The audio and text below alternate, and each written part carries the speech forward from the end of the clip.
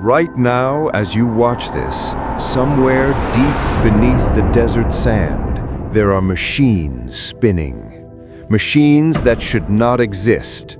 Machines that the most powerful nation on Earth spent 20 years trying to stop and failed. And the moment America finally decided it had run out of patience, the world changed forever. This is not a story about politics. This is not a story about diplomacy. This is the story of secrets, sabotage, assassinations, and a single decision that lit the fuse on one of the most dangerous conflicts of the modern era. Stay with me, because what you are about to hear, most people don't know. Let's go back, all the way back to 1953. Most Americans think Iran's nuclear story starts sometime in the 2000s, maybe when George W. Bush called it part of the axis of evil. But the truth is, the roots of this story go back decades, and they begin with America itself. In 1953, the United States and Britain orchestrated a coup in Iran. They overthrew a democratically elected prime minister named Mohammad Mossadegh, who had made the mistake of trying to nationalize Iran's oil. In his place, they propped up a king, a Shah, Mohammad Reza Pahlavi, and for the next 2.5 decades, that Shah was America's man in the Middle East. And here is where it gets ironic, deeply, almost painfully ironic. It was the United States, under President Dwight D. Eisenhower, that first handed Iran the keys to nuclear technology. In 1957, Washington signed a civil nuclear cooperation agreement with Tehran under a program called Atoms for Peace. America literally gave Iran its first nuclear reactor. American scientists trained Iranian engineers. American universities educated Iranian physicists. The West helped build the very foundation of what would later become the world's most feared nuclear program. Then 1979 happened. The Iranian Revolution was a shockwave felt across the entire planet. The Shah was gone. In his place stood Ayatollah Ruhollah Khomeini, a religious revolutionary who called America the Great Satan. American diplomats were taken hostage for 444 days. The relationship between Washington and Tehran collapsed completely. And the nuclear cooperation? It stopped. But the knowledge did not disappear. Through the 1980s, Iran fought a brutal 8-year war against Iraq. Saddam Hussein, backed by the United States, used chemical weapons against Iranian soldiers and civilians. Tens of thousands died in ways that history books rarely describe fully enough. And Iran's leaders drew a lesson from that war, a lesson they never forgot. If you don't have the ultimate weapon, your enemies will use every other weapon against you. So quietly, carefully, Iran began to rebuild its nuclear ambitions. Not with American help this time, with help from Pakistan, from China, from Russia, and from one of the most dangerous men you've probably never heard of. His name was A.Q. Khan. Dr. Abdul Qadir Khan was Pakistan's most celebrated nuclear scientist, the man credited with building Pakistan's bomb. But behind the scenes, he was running the world's most sophisticated nuclear black market. He sold centrifuge designs, uranium enrichment technology, and weapons blueprints to Libya, North Korea, and Iran. For a fee, of course. The Khan network was so vast, so deeply embedded in the shadows of global intelligence, that when it was finally exposed in 2004, Western officials described it as the Walmart of nuclear proliferation. Iran used what it bought, and it built in secret. For years, Iran insisted its program was purely peaceful. Civilian energy, they said, medical research. They signed the Nuclear Non-Proliferation Treaty, which technically required them to open their facilities to international inspectors. And for a while, the world believed them, or chose to believe them. Then, in August 2002, everything changed. An Iranian opposition group called the Mujahideen-e-Khalq held a press conference in Washington, D.C., and dropped a bombshell. They revealed the existence of 2 secret nuclear facilities that Iran had never disclosed to international inspectors. One was a uranium enrichment plant at a place called Natanz. The other was a heavy water production facility at Iraq. The world went silent for a moment. Then the alarms started going off. International inspectors from the IAEA, the United Nations nuclear watchdog, rushed to Iran. What they found confirmed the worst fears. Iran had been secretly enriching uranium for nearly 2 decades. The underground facility at Natanz alone had the capacity to house 50,000 centrifuges. 50,000. That is not a civilian energy program. That is an industrial-scale path to a bomb. Iran's response was defiant. Supreme Leader Ayatollah Khamenei issued a religious decree, a fatwa, declaring that nuclear weapons were forbidden under Islamic law. The regime said it had no intention of building a bomb. The enrichment was for peaceful purposes. Trust us, they said. Nobody trusted them. The next decade became a chess match of almost unbearable tension. The United States, Europe, Israel, and the broader international community tried every tool in the box to stop Iran.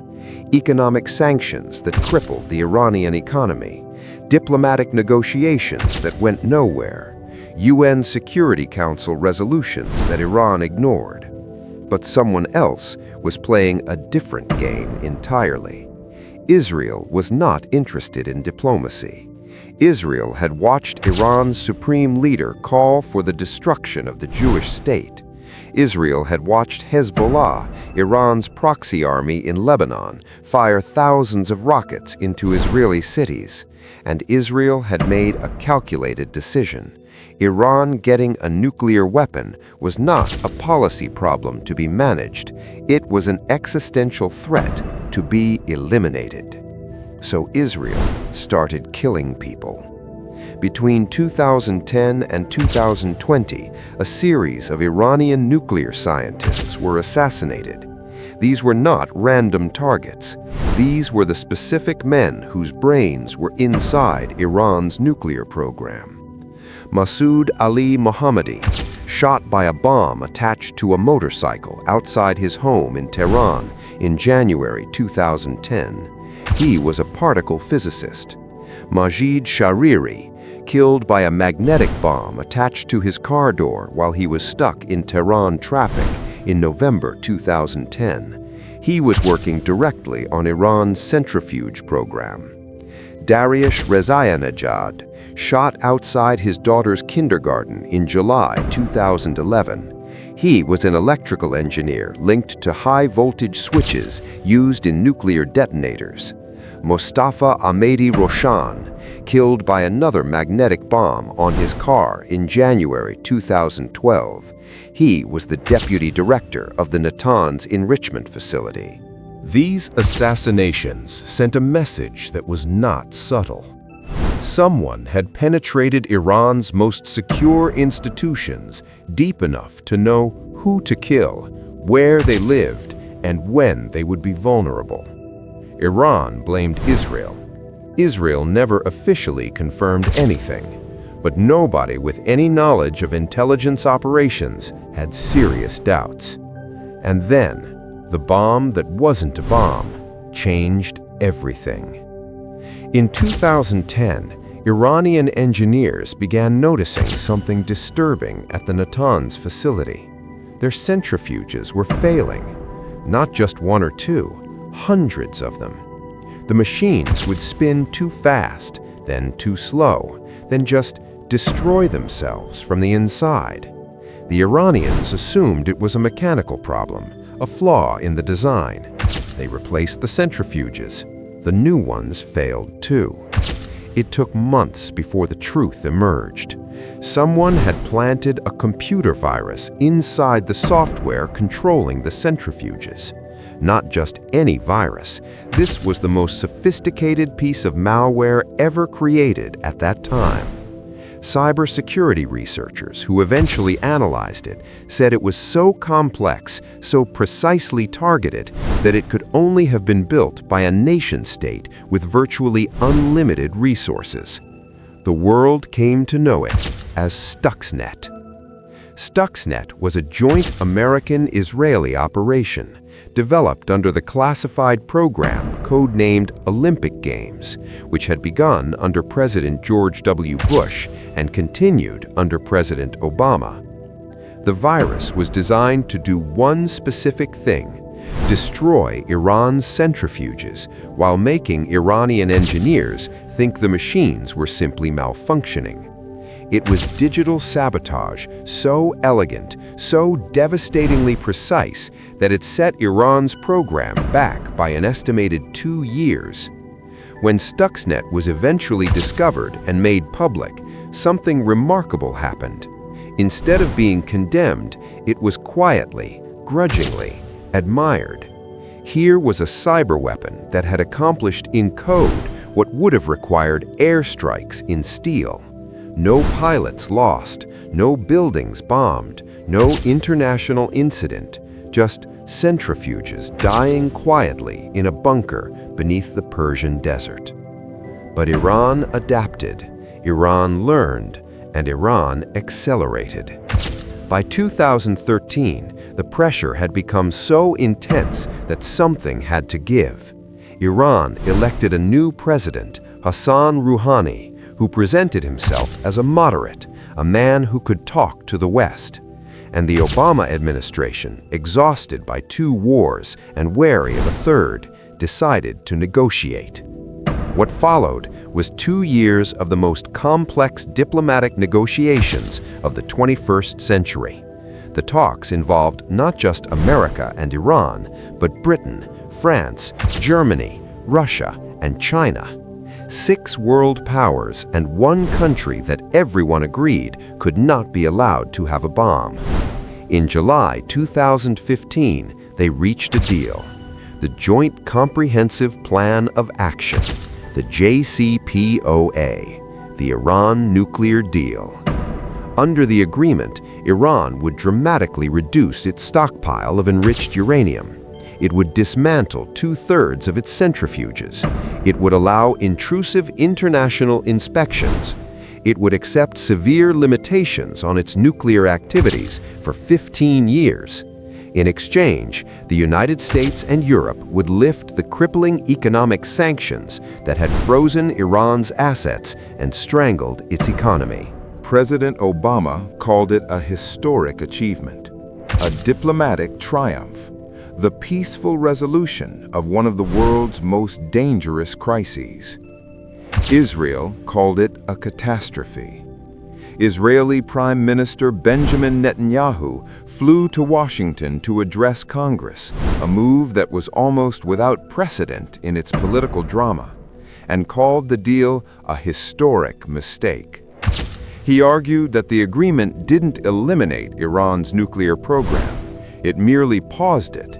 And when the clock ran out on the 15-year restrictions, Iran would be in a stronger position than ever, with international legitimacy and a rested, rebuilt nuclear infrastructure.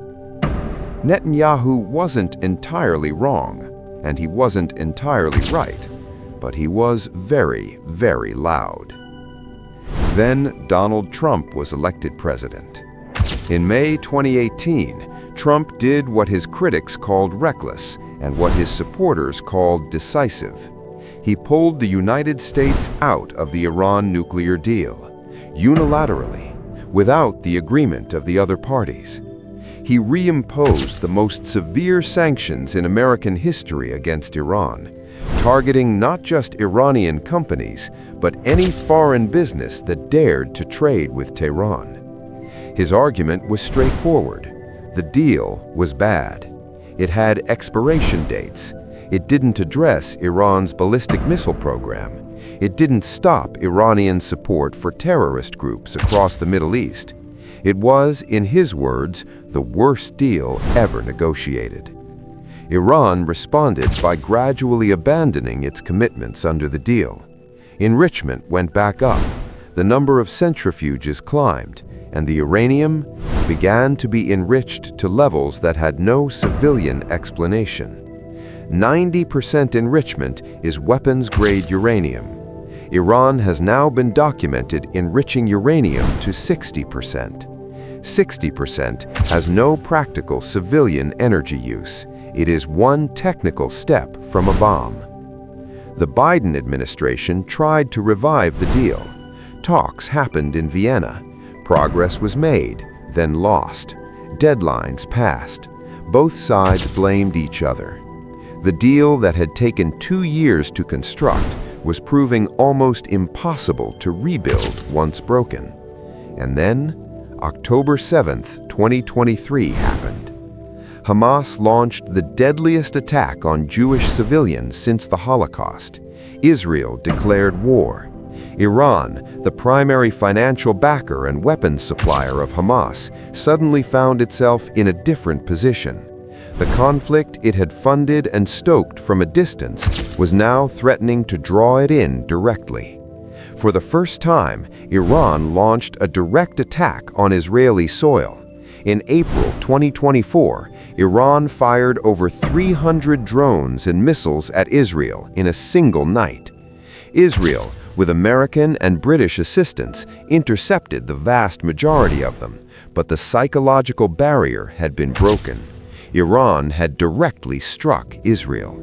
Israel struck back inside Iranian territory. The Middle East was standing at the edge of something it had not seen before. And then came the event that changed the entire trajectory of this story. In June 2025, after months of intelligence reports indicating that Iran was weeks, not months, away from having enough highly enriched uranium for multiple nuclear weapons, Israel struck. And this time, they didn't strike alone. The United States military joined the operation. American B-2 stealth bombers carrying massive ordnance penetrators, the largest conventional bombs in the American arsenal, specifically designed to destroy deeply buried fortifications, struck the Fordo nuclear facility built inside a mountain. They struck Natanz. They struck Isfahan. They struck facilities that years of satellite imagery and intelligence gathering had identified as the core of Iran's nuclear program.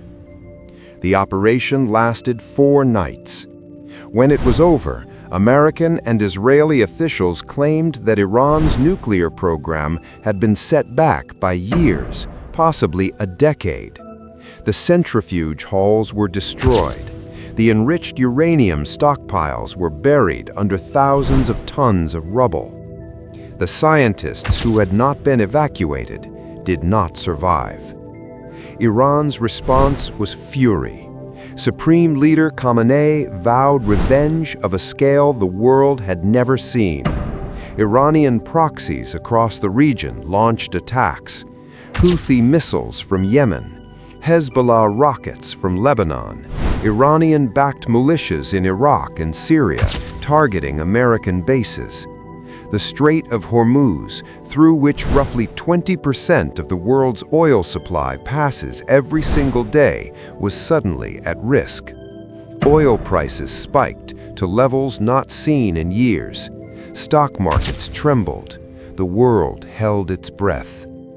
And here is where the story gets even more complicated. Because destroying Iran's nuclear facilities doesn't mean destroying Iran's nuclear knowledge. The scientists who survived, they remember what they built. The blueprints exist in heads as much as in hard drives. The materials can be acquired again, more secretly, more carefully, through networks even harder to detect. History offers a brutal lesson here. Iraq's nuclear program was destroyed by Israel in 1981 when Israeli jets bombed the Osirak reactor.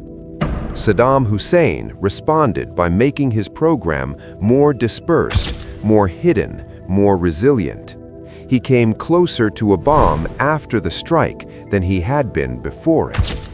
It was the Gulf War of 1991 and the subsequent inspections regime that ultimately dismantled it. The same dynamic haunts Iran. You can destroy a building, you can kill a scientist, you can crash a centrifuge with a computer virus, but you cannot bomb an idea. You cannot sanction away a determination forged in the fires of 8 years of war and 4 decades of what Iran perceives as American aggression. So where does this leave us? The Middle East today is more dangerous than it has been since the 1973 Arab-Israeli War. America is directly involved in a conflict with Iran for the first time in a serious, kinetic, undeniable way. The question of whether Iran will rebuild its program, perhaps this time in deeper secrecy, with lessons learned from every previous failure, is not a question of if, it is a question of when and how. There is another question that nobody in Washington wants to ask out loud. What if Iran had already moved some of its material? Intelligence is not omniscient. The history of this conflict is littered with surprises that the most sophisticated intelligence agencies on Earth did not see coming. What if, somewhere in the mountains of Iran, or transferred to an ally whose name would terrify us, there is already enough enriched uranium to build a weapon? The answer to that question, nobody knows for certain. And that uncertainty is the most dangerous thing of all. Let's step back and think about this from an American perspective for a moment, because this is not just a Middle Eastern story. This is an American story. The United States has spent, by most conservative estimates, over $2 trillion on military operations in the Middle East since 2001. Over 7,000 American service members have died. Hundreds of thousands of civilians across Iraq, Afghanistan, Syria, and beyond have lost their lives in conflicts directly or indirectly connected to American policy decisions. The decision to bomb Iran's nuclear facilities represents either the decisive moment that prevented a nuclear-armed theocratic regime from holding the Middle East hostage, or it represents the opening act of a conflict that will define the next generation of American foreign policy in the worst possible way. Historians will argue about which one it is for decades. What we do know is this: the Iran nuclear story is not a story with a clean ending. It is not the kind of story where the hero wins and the credits roll and everyone goes home safe. It is the kind of story that keeps going, that keeps evolving, that keeps finding new and darker chapters just when you thought it was almost over. In 1953, America helped give Iran the seeds of this program. In 1979, revolution turned those seeds poisonous. In the decades that followed, a combination of sanctions, sabotage, assassination, and diplomacy tried to contain what had grown. And now, military force has been applied at a scale not seen in this conflict before. The secret that started this story was not just the secret facilities at Natanz and Iraq revealed in 2002. The deeper secret is one that powerful people on multiple sides of this conflict have always known and rarely said out loud. Nuclear weapons don't make the world safer. They don't make their possessors safer. They create a world of permanent, unbearable tension, where every miscalculation, every misread signal, every moment of anger or desperation by a leader in a bunker somewhere can end civilization as we know it. In 1953, America helped give Iran the seeds of this program. In 1979, revolution turned those seeds poisonous. In the decades that followed, a combination of sanctions, sabotage, assassination, and diplomacy tried to contain what had grown. And now, military force has been applied at a scale not seen in this conflict before. The secret that started this story was not just the secret facilities at Natanz and Iraq, revealed in 2002. The deeper secret is one that powerful people on multiple sides of this conflict have always known and rarely said out loud. Nuclear weapons don't make the world safer. They don't make their possessors safer. They create a world of permanent, unbearable tension, where every miscalculation, every misread signal, every moment of anger or desperation by a leader in a bunker somewhere can end civilization as we know it. Iran wanted a bomb because it was afraid. America tried to stop Iran from getting a bomb because America was afraid. Israel struck Iran's facilities because Israel was afraid. And fear has been the engine driving this entire catastrophe from the very beginning. The centrifuges in Natanz may be rubble now, but the fear is still spinning. And until someone finds a way to address that, the secret that started this war will keep writing new chapters.